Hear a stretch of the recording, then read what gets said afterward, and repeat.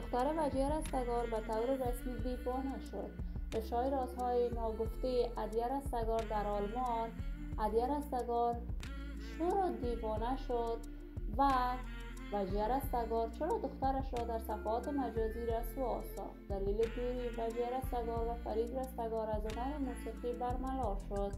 من در این ویدیو پیرامون حقایق همین ماجرا خواهم پرداخت. پس در ادامه با کانال دنیا اینفو باشید.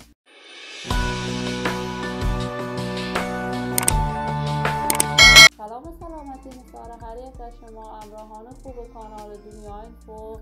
من مرورید عزیزی هستم. برای حمایت از من علامت سابسکرایب را فشار بدید تا ویدیوهای دیگر کانال دنیا اینفو را از دست ندهید.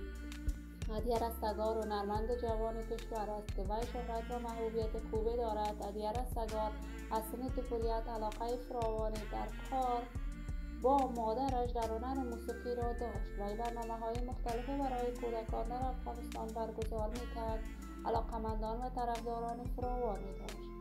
عدیه رستگار برنامه‌های مختلفی را در افغانستان مدیریت می‌کرد. وی در کشور آلمان بزرگ شده است و در رشته روانشناسی تحصیلاتش را به اتمام رسانیده است.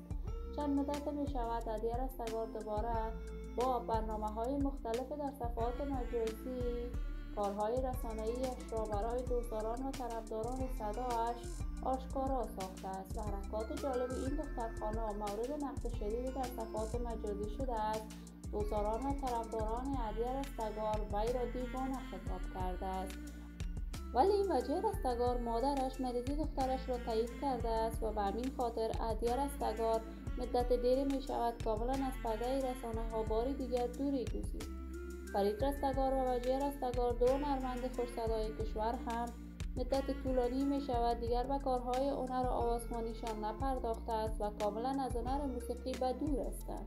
ما آرزوی شفایاب شدن برای این دختر خانم جوان از بارگاه ذات الجلال تمنا داریم و در انتظار نشر تازه‌ترین کارهای هنری از این هنرمند جوان و خوش‌صدای کشور خواهیم بود.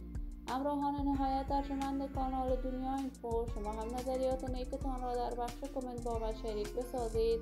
این ویدیو را با علاقه‌مندان و دوستان عدیه رستگار به اشتراک بگذارید. اگر تا هنوز دوست کانال دنیا اینفو نشدید، پس برای دوست شدن با این کانال علامت سابسکرایب و فشار بدید تا ویدیوهای دیگر کانال من را از دست ندهید. تا درودی دیگر تمام شما خوبان را برای من ناز سپرده. موفق و کامیاب باشید.